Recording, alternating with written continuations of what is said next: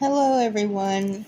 I'm back. Today is August the 28th, 2025, and I'm going to pick up in Genesis chapter 21.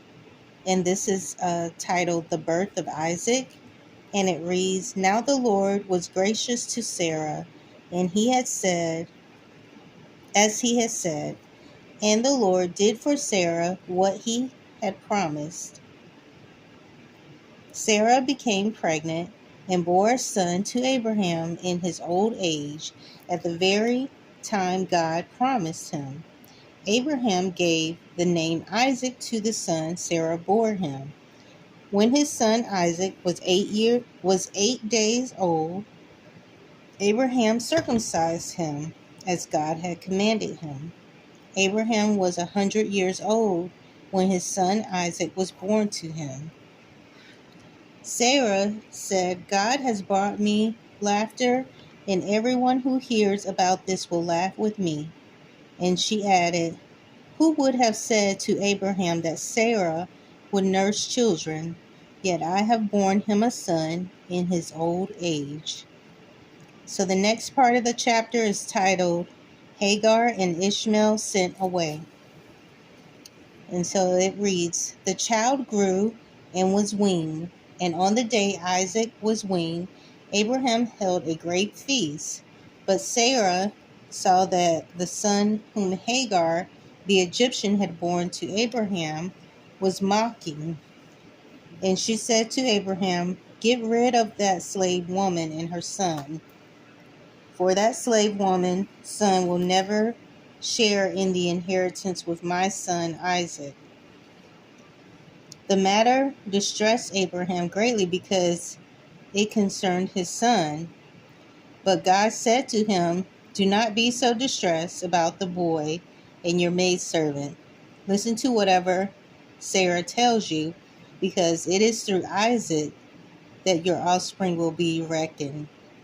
I will make the son of the maidservant into a nation also, but he is your offspring, because he is your offspring. Early the next morning, Abraham took some food and a skin of water and gave them to Hagar. He sent them on he set them on her shoulders and then sent her off with the boy. She went on her way and wandered in the desert of Beersheba. When the water in the skin was gone, she put the boy under one of the bushes. Then she went off and sat down near by, about a bow shot away, for she thought, I cannot watch the boy die. And as she sat there nearby, she began to sob. God heard the boy crying, and the angel of God called to Hagar from heaven and said to her, What is the matter, Hagar? Do not be afraid. God has heard the boy crying as he lies there. Lift the boy up and take him by the hand, for I will make him into a great nation. Then God opened her eyes, and she saw a well of water. So she went and filled the skin with water and gave the boy a drink. God was with the boy as he grew up. He lived in the desert and became an archer. While he was living in the desert of Paran, his mother got a wife for him from Egypt. So the next part of the chapter is the treaty at Beersheba. At this time, Abimelech and Phicol, the commander of his forces, said to Abraham, God is with you in everything you do. Now swear to me here before God that you will not deal falsely with me or my children or my descendants. Show to me in the country where you are living as an alien the same kindness I have shown to you. Abraham said, I swear it. Then Abraham complained to Abimelech about a well of water that Abimelech's servants had seized. But Abimelech said, I don't know who has done this. You did not tell me, and I heard about it only today. So Abraham brought sheep and cattle and gave them to Abimelech, and the two men made a treaty. Abraham set apart 7 ewe lambs from the flock, and Abimelech asked Abraham, what is the meaning of these 7 ewe lambs you have set apart by themselves?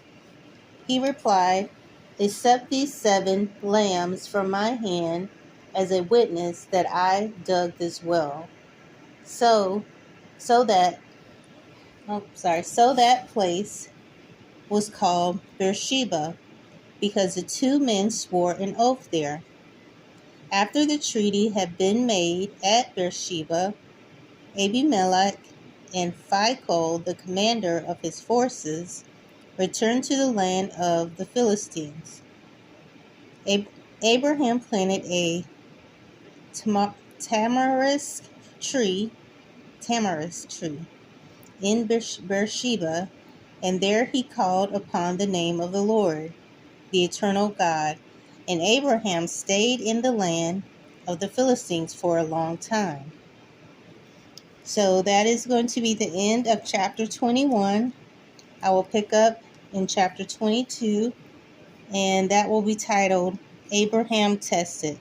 So I hope you'll join me again. Thanks.